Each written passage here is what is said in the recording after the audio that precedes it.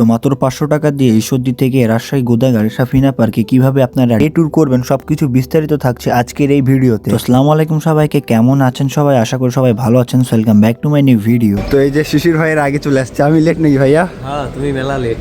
তো কেমন আছো বলো সবাই? আলহামদুলিল্লাহ, বাড়ির কাছের মানুষ লেট আর কি। আচ্ছা, তো কই যাবো একটু বলো। আজকে আমরা যাবো হচ্ছে সাফিনা পার্কে। আমাদের আজকে ট্যুর ছিল হচ্ছে যশোরে, বাট কোনোভাবে ট্যুরটা ক্যান্সেল হয়ে যায়। আমরা ইলেকশনের পর যাব, তো যেহেতু ভাবছি যে ট্যুর দিব, তাই আজকে সিলেক্ট করছি সাবরিনা পার্ক নাকি সাফিনা পার্ক।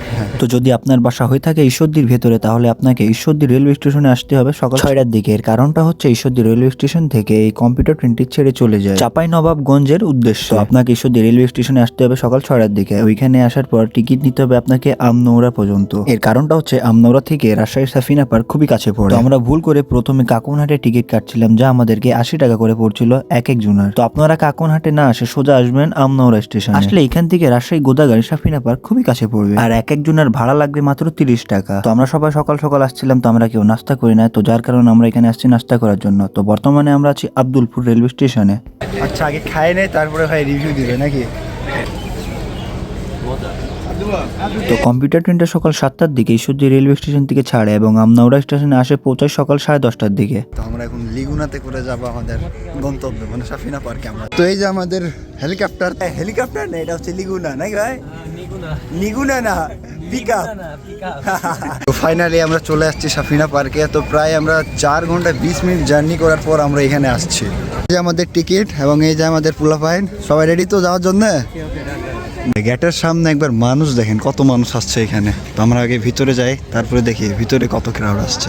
তো ফাইনালি আমরা চলে আসছি সাফিনা পার্কে। তো একবার ভিতরে জাস্ট ভিউটা দেখেন। তো আমি প্রথমবারের মতো আসছিলাম সাফিনা পার্কে। তো এখানে আসার পর দেখি এখানকার পরিবেশ আসলে অনেক সুন্দর। কত মানুষ আসছে এখানে দেখেন ভাই, একবার একদম মাথা নষ্ট ক্রাউড এখানে। ভাই ডাইনোসর তো পৃথিবী থেকে বিলুপ্ত হয়ে গেছে না? আরে না, ওই যে সামনে দিয়ে দেখো, ওই দেখো ডাইনোসর লাসালাসি করতেছে। ওরে বাবা, এখানে ডাইনোসর আছে।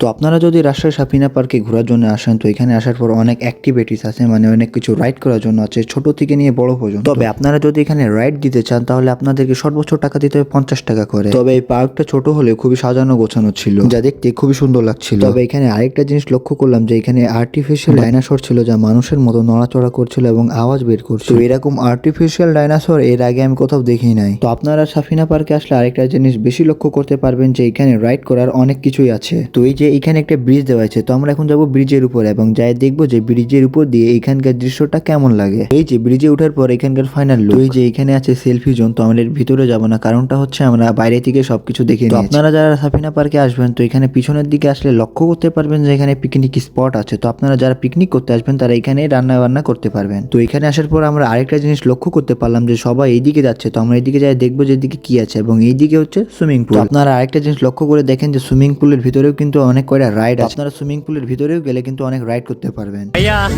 আফসোস লাগতেছে না আমরা আসলাম, সুইমিং করতে পারলাম না? সময় নাই, সেজন্য সুইমিং করতে পারলাম। এটাই একটা আফসোস। তা বাদে কিন্তু আমরা সুইমিং করতাম। তবে ইনশাআল্লাহ নেক্সট যেদিনকে আসবো অবশ্যই এখানে আমরা সুইমিং করবো। তো পেছনের দিকে আসলে আপনারা আরেকটা জিনিস লক্ষ্য করতে পারবেন যে এখানে পাহাড় বানানো আছে। তো পাহাড়ের উপরে উঠতে গেলে আপনাদেরকে 30 টাকা করে দিতে হবে। মূলত এটা হচ্ছে স্পিড বোট রাইড করার জন্য, এবং ওইখানে হচ্ছে টিকিট কাউন্টার। এবং এখানে আপনারা আরেকটা জিনিস লক্ষ্য করতে পারবেন যে ঠিক উপরে ফুল বাগান করে দেওয়া হয়েছে, এবং উপরে ফুল বাগানে প্রবেশ করার জন্য আপনাকে 50 টাকা দিতে হবে। তবে এখানকার পার্কটা আমাদের লালপুর গ্রিন ভ্যালি পার্কের এত বড় না হলেও এখানকার জায়গাটুকু খুব সুন্দর করে সাজানো আছে। তবে সাফিনা পার্কে জায়গা ছোট হলেও এখানে অনেক কিছু রাইড করার জন্য আছে। আর কিছুক্ষণের মধ্যে আমরা এখান থেকে বের হয়ে যাবো। এখানে আসার পর অনেক মজাই করলাম, তো আমরা এখন এখান থেকে বের হয়ে যাব, কারণ আমাদের ট্রেনের টাইম হয়ে গেছে। তো আজকের মতো আমাদের ঘোরাঘুরি শেষ। তো ভাই এখানে ঘোরার পর কেমন লাগলো? ভাই অনেক সুন্দর একটা পরিবেশ। তো আমি মনে করি আপনারা যারা ঈশ্বরদী থেকে দেখতেছেন, আপনারা আসতে চাচ্ছেন 500 টাকা না, আপনারা 1000 টাকা বাজেট নিয়ে আসবেন যারা আমাদের মতো স্টুডেন্ট, তাহলে ঘুরে ফিরে ভালো মজা পাবেন। এমনকি দুপুরে লাঞ্চটাও করতে পারবেন এই 1000 টাকার ভেতরে। তো খরচ মরচ সব কিছু তো সোহান দেখাই দিল, একটু তুতলাইছি। তো আমরা কিন্তু 500 টাকা দিয়ে, হ্যাঁ আমরা 500 টাকায় আসছি ঈশ্বরদী থেকে। এখনো কিন্তু আমাদের কাছে প্রায় 200-250 টাকা আছে। এই 250 টাকাতে আমরা এখন ব্যাক করবো। তো সময় অফ, কারণ আমরা এখন চলে যাবো। সে পর্যন্ত সবাই ভালো থাকবেন, সুস্থ থাকবেন, নিজের খেয়াল রাখবেন। I love you. তো আজকে এই ভিডিওটা ছিল এত দূরে। দেখা হবে আপনাদের সঙ্গে একটা নতুন ভিডিওতে। ততক্ষণের জন্য আল্লাহ হাফেজ সবাইকে। আর যদি ভিডিওটা ভালো লাগে তাহলে একটা ফলো দিয়ে পাশে থাকবেন।